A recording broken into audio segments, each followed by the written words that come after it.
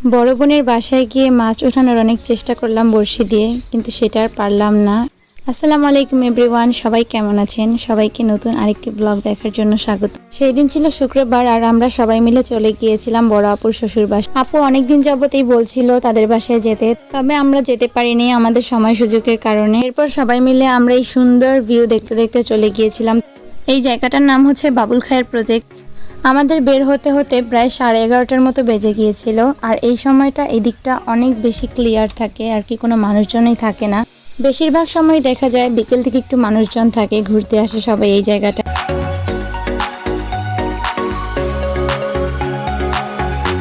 যাই হোক, কথা বলতে বলতে কিন্তু আমি আমাদের আপুর বাসায় চলে এসেছি। আমরা যাওয়ার পরে এখানে আপু আমাদেরকে শরবত আর কিছু ফল টল কেটে দিয়েছি। এরপর হালকা নাস্তা খেয়ে আমরা একটু বাড়ির চারপাশটা ঘুরছিলাম। এখানে সুন্দর একটা পুকুর আছে, তাদের বাসায় চারপাশে বাগান আর অনেক গাছ দিয়ে ঘেরা, আর এখানে কিছু ফুল গাছও ছিল।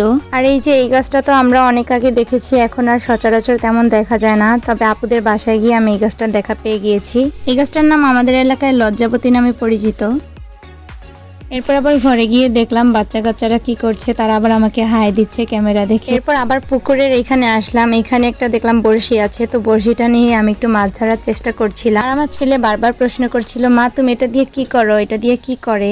আমি ওকে বলছিলাম এটা দিয়ে যে এইভাবে মাছ ধরে। এখানে আপু আমাকে একটু আটা দিয়েছিল মাছ ওঠানোর জন্য। অনেক ছোট থাকতে আমাদের পুকুরে আমরা এইভাবে মাছ ধরতাম, এইভাবে কিন্তু মাছ ধরতে অনেক ভালো লাগে। তবে আমার দুর্ভাগ্য, সেদিন আমি একটাও মাছ পাইনি, বরং আটাগুলো সব মাছ খেয়ে ফেলেছে। এরপর বাসায় চলে আসি আর আপুর শাশুড়ি আমাকে এটা দিয়েছিল খেতে। তো এখানে সব বাচ্চাদেরকে একসাথে খাওয়াতে বসছি আমরা। ওদের খাওয়ানো শেষে এবার আমরা সবাই মিলে বসে পড়ি খাওয়া দাওয়া করতে। এখানে সবকিছুই আজকে আপুর বড় যা রান্না করেছে।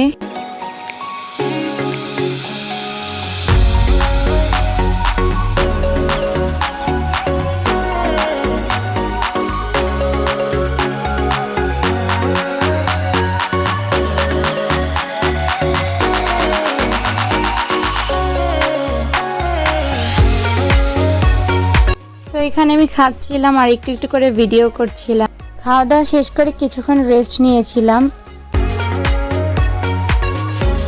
এর মধ্যেই দেখলাম আপুর শাশুড়ি আমাদের জন্য কাঁঠাল ভেঙে নিয়ে আসছে। এর কিছুক্ষণ পরেই আমরা আমাদের বাসায় যাওয়ার জন্য আপুর বাসা থেকে বের হয়ে যাই। এখানে কিছুক্ষণ গাড়ির জন্য অপেক্ষা করলাম, এরপর আমরা গাড়িতে উঠে সবাই মিলে যাচ্ছিলাম।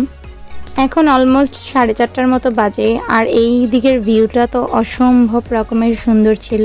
আর এখানে তো কিছু কিছু ফুড কোর্ট ছিল, এর মধ্যে একটা ফুড কোর্ট হচ্ছে আমাদেরই ক্লাসমেট ওরা দিয়েছে, আর সেটা হচ্ছে friends tea and food park. আর এখন যেহেতু বিকেল টাইম, এই টাইমটাই অনেক বেশি ভিড় থাকে, সবাই ঘুরতেও আসে এখানে। যাই হোক, আজকের ভিডিওটা এই পর্যন্তই ছিল। সবাই ভালো থাকবেন, সুস্থ থাকবেন, আল্লাহ হাফেজ।